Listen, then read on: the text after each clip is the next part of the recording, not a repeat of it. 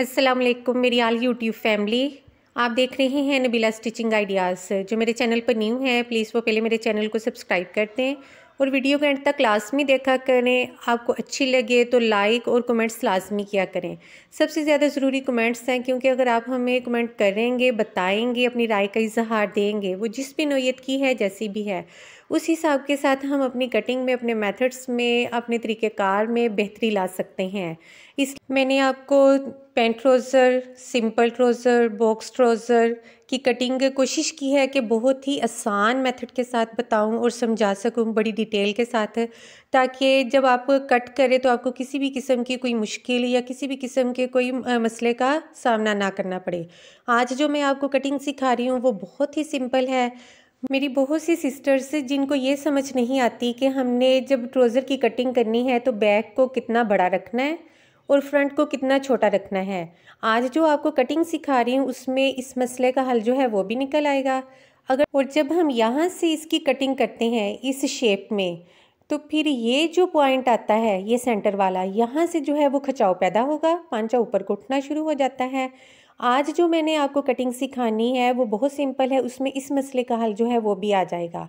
अब कैप्री ट्राउज़र की कटिंग करते हुए जब हम फ्रंट को 2 या 2.5 इंच या 3 इंच छोटा रखते हैं और बैक को बड़ा रखते हैं, तो फिर हमें जो है वो यहाँ से सेंटर की कटिंग लाजमी करना पड़ती है शेप को करेक्ट करने के लिए।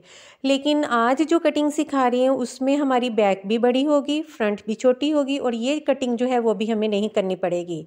इसके लिए जब हम नॉर्मली ट्राउज़र की कटिंग करते हैं तो इस तरह से कपड़े को डबल फोल्ड करते हैं। डबल फोल्ड करके उसको इस तरह से फिर हम उसकी फोल्डिंग करके उसको 4th फोल्डिंग में कर लेते हैं। लेकिन इस ट्राउज़र की कटिंग करते हुए हमने ये मेथड यूज़ नहीं करना, बल्कि सिंपली इसको इस तरह से हम खोलेंगे। इसको इस तरह से खोल के मैं अब इसकी फोल्डिंग करूँगी उल्टी साइड से, क्योंकि जितनी भी हमने मार्किंग करनी होती है कपड़े की वो हमेशा उल्टी साइड पे करनी है, ताकि वो जब हम स्टिच करते हैं तो वो उसी में यानी कि बैक साइड पे आ जाए। इस तरह से हमने इसको लंबाई में करके डबल फोल्ड करके इसके इन कॉर्नर्स को करना है बराबर बराबर करके। हमने इस तरह से, ये लंबाई आ गई हमारी। अब इस कॉर्नर को हमने इसके साथ मिलाना है और मिलाकर इसको बनाना है 4th फोल्डिंग में। इस तरह से ये इस तरह से पकड़ा और पकड़ के हमने इसको कर लिया है 4th फोल्डिंग में। ये आ गई मेरे पास क्लोज साइड, ये है ओपन साइड, और ये भी देखें इधर इस साइड पे भी जो है वो ओपन है और 4th फोल्डिंग से है।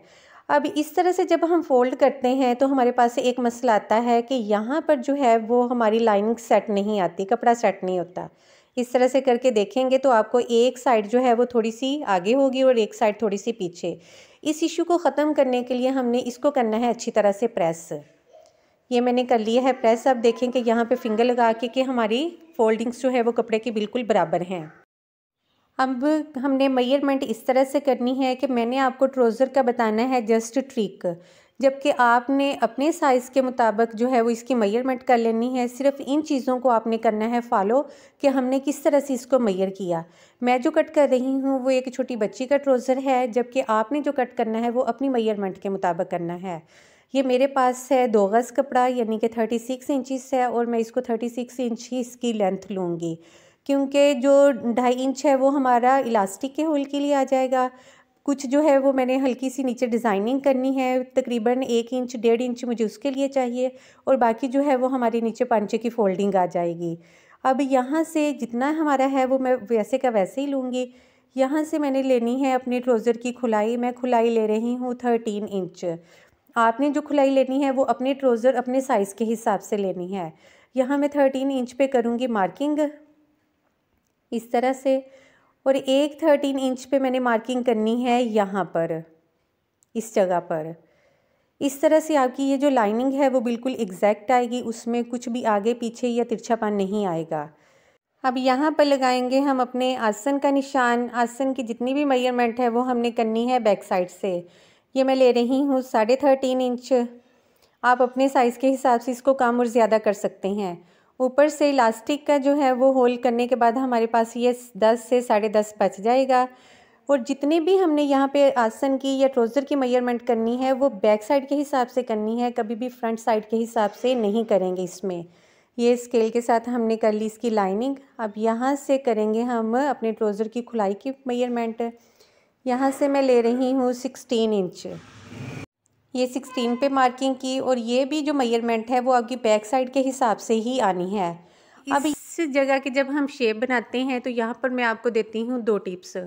अगर आपके पास स्केल है तो स्केल के साथ आपने इस तरह से इसकी शेप दे देनी है, ऐसे।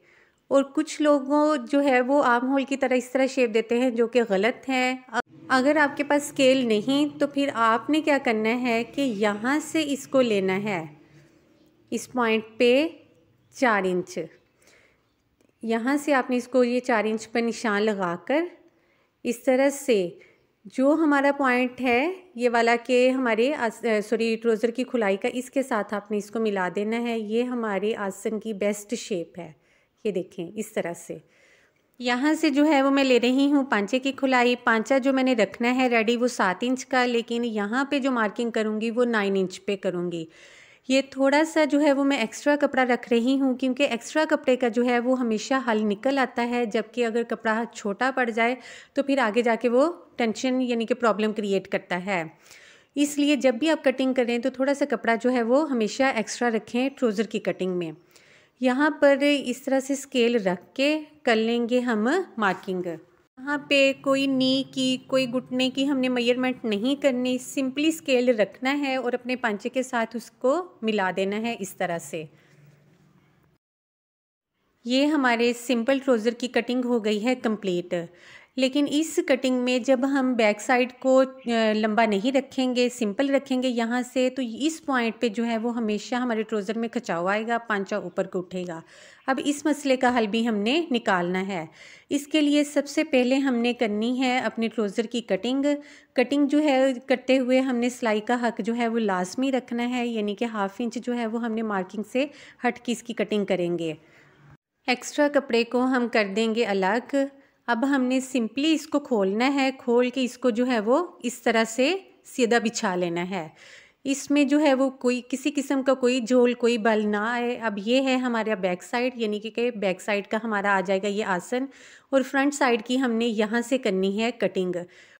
अब ऊपर के पॉइंट पे यहाँ से जो है वो हमेशा हमारी फ्रंट साइड छोटी होती है, जबकि ये बैक साइड हमारी फ्रंट साइड से तकरीबन 2, 2.5 या 3 इंच तक भी लंबी आ जाती है। लेकिन यहाँ पे मैं मार्किंग करूँगी 2 इंच की। आप चाहें तो इसको 1.5 की भी कर सकते हैं और 2.5 की भी कर सकते हैं। अब यहाँ पे 2 इंच की मार्किंग करने के बाद अगर हम अपने आसन की मेजरमेंट इस तरह से करें तो हमारा जो है वो आसन 10.5 इंच पे रेडी आ रहा है। आपने अपने आसन के हिसाब से यहाँ से 1.5 की भी कर सकते हैं, 2 की भी। अब थोड़े से फासले पे हमने निशान लगाना है ये 1.5 इंच पे। पहला हमारा 2 पर था, दूसरा हमने लगाना है 1.5 पे, ताकि हमारी शेप जो है वो एग्जैक्ट आ जाए। उसके बाद हम लगाएंगे ये 1 इंच पर निशान। अब इन निशानों को हमने सिर्फ यहाँ तक मिलाना है, यानी कि शेप यहाँ तक देनी है। हमने बैक साइड के हिस्से को इसमें बिल्कुल भी नहीं टच करना, ना ही उसकी किसी भी किस्म की हमने कटिंग करनी है। इस तरह से आप इसको मिला लें। अब ये आसन को जो हमने डीप करना है वो 1.5 इंच का करना है, यानी कि 1.5 इंच पे हमने थोड़े थोड़े फासले पे जो है वो मार्किंग करते चले जाना है। ये मार्किंग थोड़े थोड़े फासले पे इसलिए करनी है ताकि हमारी शेप जो है वो एग्जैक्ट आ जाए, कहीं से आगे पीछे ना हो। इस तरह से आपने भी मार्किंग इसकी करनी है थोड़े थोड़े फासले पर ही। अब यहाँ पर जो साइड की सिलाई का हमने निशान लगाना है इस तरफ को, वो हमने इस पॉइंट से जो है वो स्टार्ट करना है और इसको 1 इंच पे जो है वो हमने लगाते चले जाना है। और ये भी मार्किंग थोड़े थोड़े फासले पर करेंगे ताकि हमारी मार्किंग जो है वो एग्जैक्ट आ जाए। और सेम मार्किंग पे जो है वो हमने कटिंग कर लेनी है। मैं इनको डार्क नहीं कर रही क्योंकि मेरी प्रैक्टिस है, और अगर आप चाहें तो अपनी इन्हीं मार्किंग को है वो डार्क भी कर सकते हैं। इस तरह से सेम मार्किंग पे आपने कटिंग करते चले जाना है। यहाँ से पांचे जो हैं उनको भी हम अलग कर लेंगे। अब ये देखिए, ये हमारी फ्रंट की कटिंग है और ये हमारी जो है वो बैक साइड की कटिंग है। यहाँ से हमारा ये बैक साइड का आसन है और ये हमारा फ्रंट साइड का, और बैक को आपने बैक के साथ स्टिच करना है और फ्रंट को आपने फ्रंट के साथ। अब यहाँ से जो हमें कटिंग करनी पड़ती है, जो बहुत सी सिस्टर्स को नहीं पसंद, उनका भी ये मसला ख़त्म हो गया कि हमें यहाँ से कट जो है वो बिल्कुल भी नहीं करना पड़ेगा। अब ये मैं खोल के आपको इसको दिखाती हूँ कि इसकी लुक क्या आती है। ये है जी हमारे ट्राउज़र की परफेक्ट कटिंग दोनों साइड्स की। फ्रंट साइड के आसन को हमने कर देना है फ्रंट साइड के आसन के साथ स्टिच, और बैक साइड के आसन को करेंगे बैक साइड के आसन के साथ स्टिच। ये हमारी बैक साइड जो है वो 2 इंच एक्स्ट्रा आ गई है। ये हमारी कटिंग यानी कि ट्राउज़र की बेस्ट लुक है। यहाँ से जो है वो ना तो खिंचाव आएगा ना पांचा ऊपर को उठेगा। और जो बहनें ये कहती थी कि आप हमें ट्राउज़र की बहुत आसान कटिंग सिखाएं, आज मैंने उनकी ये रिक्वेस्ट जो है वो भी पूरी कर दी है। इस मेथड के मुताबिक आप अपने ट्राउज़र की बेस्ट और बहुत ही सिंपल कटिंग कर सकते हैं बड़ी आसानी के साथ।